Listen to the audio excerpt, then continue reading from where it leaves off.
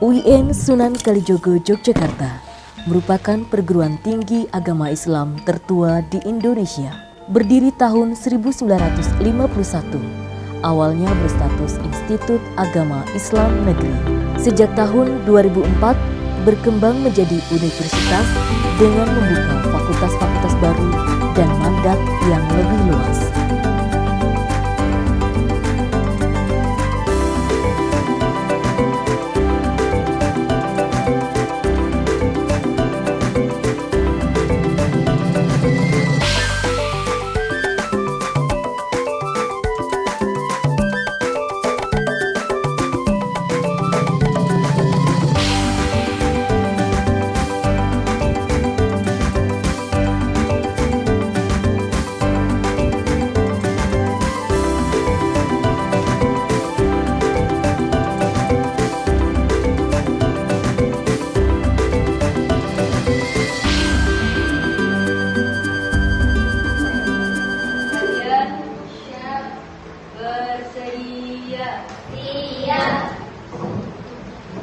Baca doa sebelum belajar dipimpin oleh Azelia Zahra.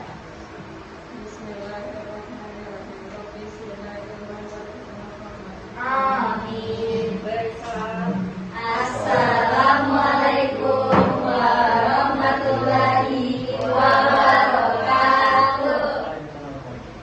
Duduk.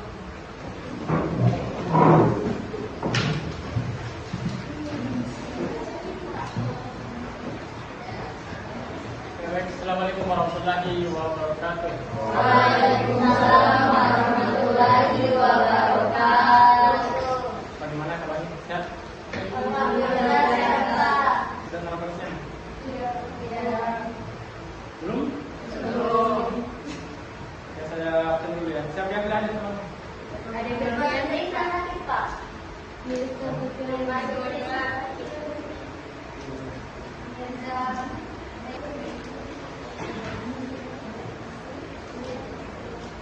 Oke ya.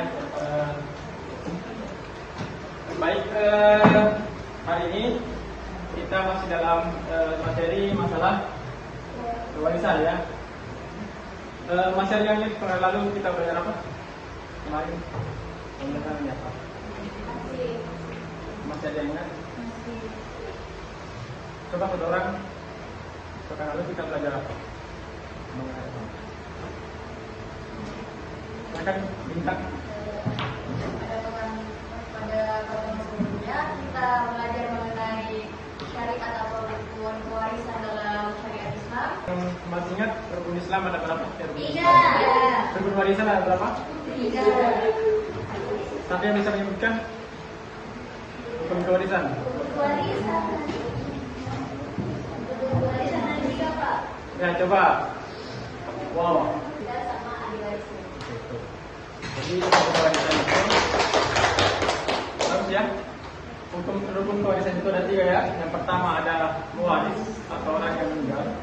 Yang kedua ada sirkah, harta yang ditinggalkan. Yang ketiga ada ahli waris. Siapa yang tahu ahli waris itu ada berapa? Ya ada tiga sebab. Ya. Tiga sebab. Nah itulah yang akan kita pelajari pada hari ini.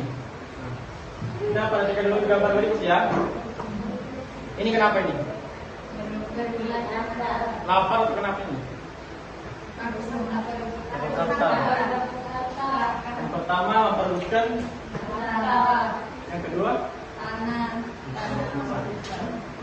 kenapa kira-kira mereka memperlukan harta ini? Nah itulah pada hari ini kita akan mempelajari. Yang pertama, tujuan pembelajaran kita adalah pertama kita akan mengidentifikasi siapa saja yang masuk dalam golongan ahli waris supaya tidak lagi terjadi perselisihan. Maka kita harus memahami siapa sih yang menjadi ahli waris itu. Yang kedua, mengklasifikasikan bagian-bagiannya. Misal, suami meninggal, istrinya dapat berapa, anaknya dapat berapa. Nah, itu kita akan klasifikasikan beberapa ketentuan yang akan mereka dapatkan.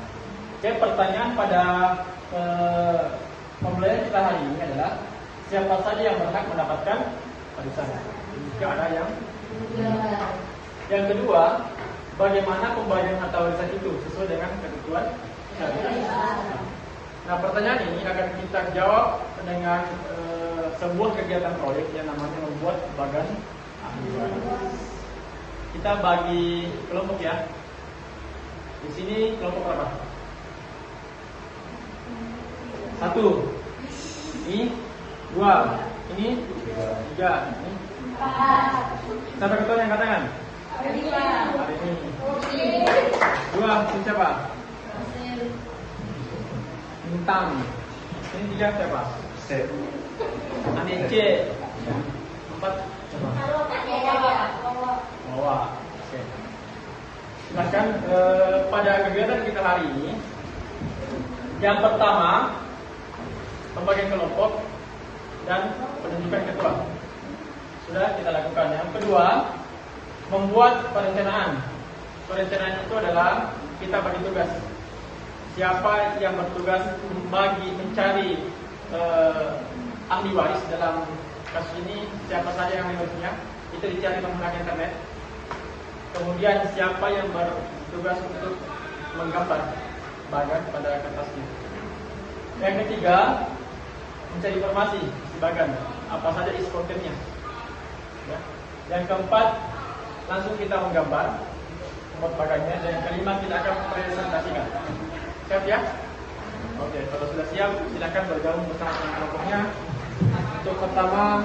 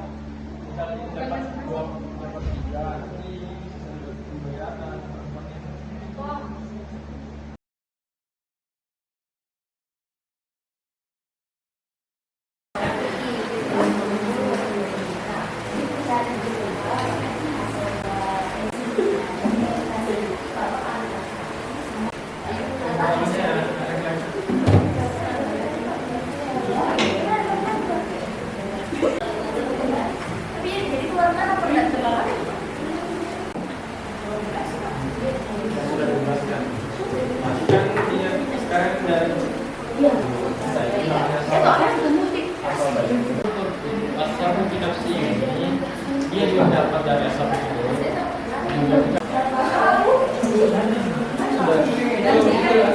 Perempuan itu bisa dapat di 20 juta, maka laki-laki dapat 40 juta.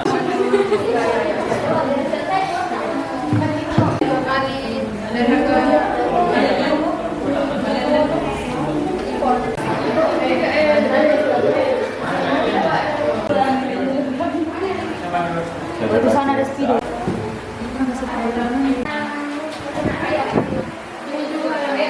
Sepupu nah, ponakan sepupu. Nanti juga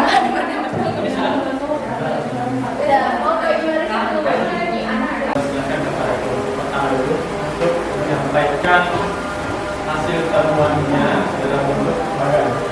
Kita sambut kelompok pertama maju ke depan. Assalamualaikum warahmatullahi wabarakatuh. Waalaikumsalam warahmatullahi wabarakatuh. Selamat sore semuanya. Perkenalkan kami dari kelompok 1. Hari ini kami akan sedikit mempresentasikan tentang bagan ahli waris. Untuk mempersingkat waktu, saya mempersilahkan pembawa dari saya. 25 macam. Jadi saya akan menjelaskan secara berurutan. Baik, yang pertama yaitu ada suami. Suami bisa mendapatkan 1/2 atau 1/4, yaitu jika tidak memiliki anak maka akan mendapat 1/2 dan 1/3. Di mana akan mendapatkan 1/2 jika anak perempuan tersebut tunggal. Kemudian akan mendapatkan 2/3, yaitu jika 2 anak perempuan atau lebih mendapatkan 1/6 jika bersama anak atau cucu, sedangkan ayahnya tidak ada. Kemudian melakukannya dengan cara yang sesuai. Itulah sedekah dan kemudian assalamualaikum warahmatullahi wabarakatuh. Kelompok lain jika tidak sedekah boleh menjelaskan asal usulnya jalurnya kemana? Bismillahirrahmanirrahim. Bismillahirrahmanirrahim. Assalamualaikum warahmatullahi wabarakatuh. Waalaikumsalam warahmatullahi wabarakatuh. Kami bagian istri.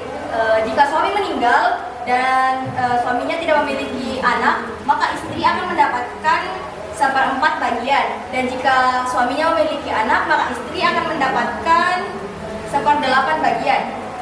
Lalu turun ke bagian furu, yaitu anak mereka. Jika salah satu dari suami atau istri meninggal, baik sekian dari waktu kami, lebih kurangnya mohon dimaafkan. Wassalamualaikum warahmatullahi wabarakatuh. Yang pertama itu suami. Jadi mendapat 1/4 bagian apabila pewaris tidak meninggalkan anak. Kita berhak mendapatkan warisan, tetapi tidak ditentukan berapa bagiannya. Berdirinya kami di sini akan menjelaskan bagian yang telah kami buat mengenai skema waris, yaitu golongan ahli waris. Pertama-tama perkenalkan, saya Dede Syafwa, di samping kiri saya Salawatina Sulikam. Materi mengenai bagian yang telah kami buat akan dijelaskan oleh Salwa Adira Zikam. Baiklah, terima kasih moderator atas kesempatannya. Di sini saya akan menjelaskan terkait dengan golongan dalam skema waris, golongan ahli waris. Karena teman-teman sebelumnya tadi sudah menjelaskan merupakan urutan dari pembagian warisan. Baik, Ya, itulah, saya kembalikan kepada moderator. terima kasih. Baik, itulah tadi pembahasan mengenai golongan yang ada di bagian skema waris kali ini. Apakah dari teman-teman ada yang ingin bertanya? Baik, jika tidak ada, terima kasih atas perhatian dari teman-teman sekalian. Wassalamualaikum warahmatullahi wabarakatuh. Kesimpulan, saya masuk pada sesi apakah ada yang mau memberikan? Ketika skema waris ini dikaitkan dengan pertemuan kita minggu lalu, itu ada 3 sebab dari pembagian ahli waris, yaitu karena adanya hubungan pernikahan, kemudian kekerabatan atau kekeluargaan, dan yang terakhir karena pembebasan budak. Jadi apabila dikaitkan dengan skema waris ini, dari segi pernikahan itu pembagian warisan akan didapatkan oleh suami istri. Kemudian dari kekerabatan dan kekeluargaan itu bisa dari pihak usul dan furu dan pihak hawashi.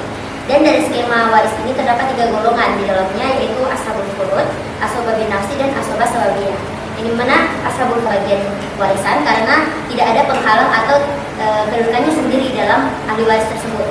Kemudian yang terakhir ashabah sababiyah, yaitu ahli waris yang mendapatkan warisan dari budak yang dibebaskan. Artinya berhak mendapatkan warisan apabila tidak kedudukannya sendiri di dalam Begitu sebelum kita akhiri, kita masuk pada sesi assessment. Di grupnya telah saya bagikan ini, silakan dibuka. Ada 5 soal untuk nomor, soalnya pilihan ganda ya, untuk 5 nomor. Jadi di sana merupakan jawaban, pilihan jawaban.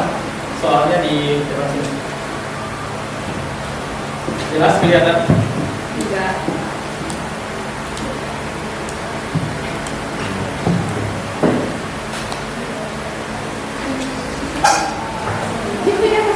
Terbatas dia boleh. Jadi yang ada masing-masing Pak.